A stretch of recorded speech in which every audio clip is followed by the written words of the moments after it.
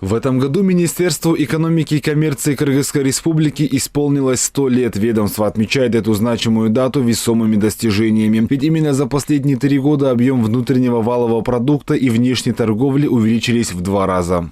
ВВП страны в прошлом году превысил отметку в 1,2 триллиона сомов. В этом году планируется довести показатель ВВП до 1,5 триллиона сомов. За 3 года мы смогли увеличить бюджет страны в 3 раза. Если консолидированный бюджет в 2020 году составлял 247,7, то в 2024 он может достичь уровня больше 660 миллиардов сомов. По итогам 9 месяцев этого года инфляция составила 3,4%.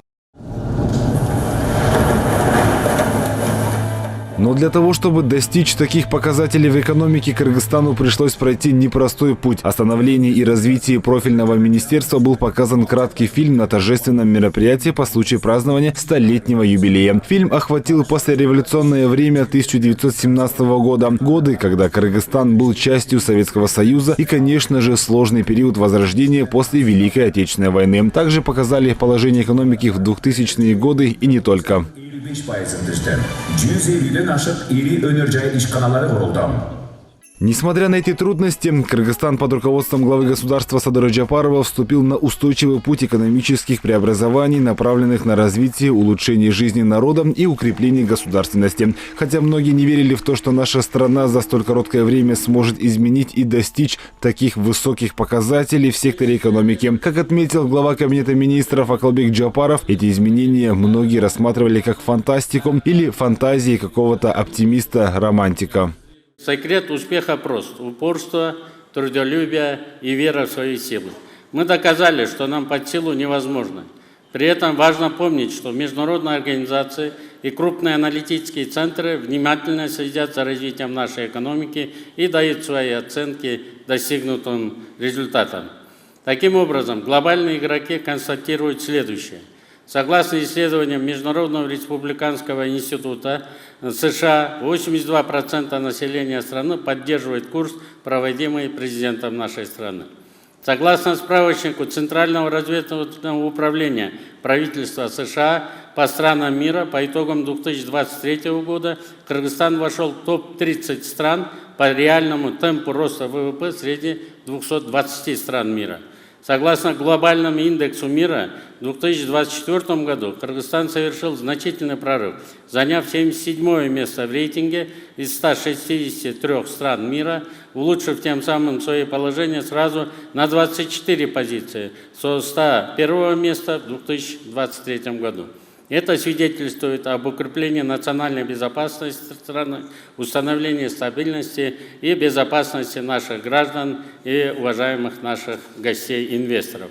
Согласно оценке Всемирного банка, по темпу реального роста ВВП на 2024 год по итогам 9 месяцев Кыргызстан вошел в топ ведущих стран среди быстро растущих экономик Европы и Центральной Азии. На сегодняшний день мы приступили к реализации мегапроектов. Это строительство Камбаратинской ГЭС-1 и железной дороги Китай-Кыргызстан-Узбекистан. Наша страна переходит к масштабной индустриализации экономики. Теперь каждый год будут запускаться по 100 промышленных объектов. Акылбек Джапаров выразил уверенность, что при сохранении текущих темпов роста 8 или 10% Кыргызстан сможет стать примером для других стран. Данный пример наглядно подтверждает способность нашего Кыргызстана вставать в один ряд с успешными примерами экономик. Мы обладаем всеми необходимыми предпосылками для удвоения экономики и достижения поставленных целей, проложив свой уникальный путь в течение 5 лет, тогда как азиатские тигры второй волны сумели сделать это за десятилетия. Важно осознать, чтобы совершить этот рывок к 2030 году, консолидацию или, иначе говоря, мобилизацию ресурсов мы должны начать прямо сейчас.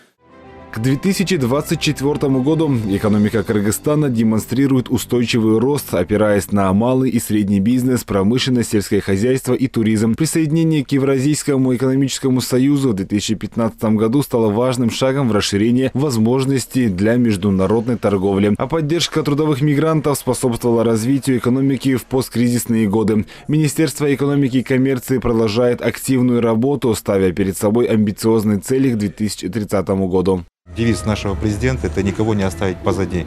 Поэтому бюджетная фискальная политика, она направлена на равномерное распределение наших доходов. Я думаю, что в целом в праздновании 100 лет мы подошли с неплохими результатами. Как отмечают эксперты, экономика Кыргызстана развивается за счет нескольких ключевых факторов. Это поддержка малого и среднего бизнеса, развитие и экспорт сельского хозяйства, реализация проектов в сфере горнодобывающей промышленности. Также активно развивается сектор туризма и, конечно же, интеграция со странами в ЕАЭС. Внедрение цифровых технологий в экономику, включая реформы в налоговой и таможенной системах, что упрощает ведение бизнеса и улучшает администрирование государственных ресурсов. Это все благодаря Министерству экономики. Почему? Потому что она разрабатывает правила, разрабатывает нормативные акты для бизнеса.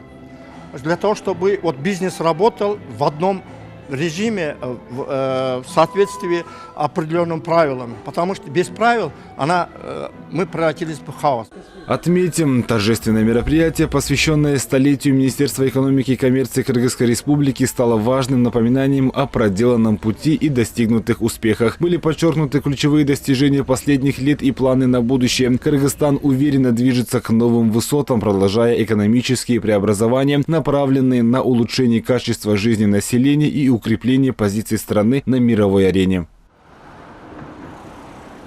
Малик Аюпов, Рахат Батырбекова, Бигзат Машрапов, ЛТР Бишкек.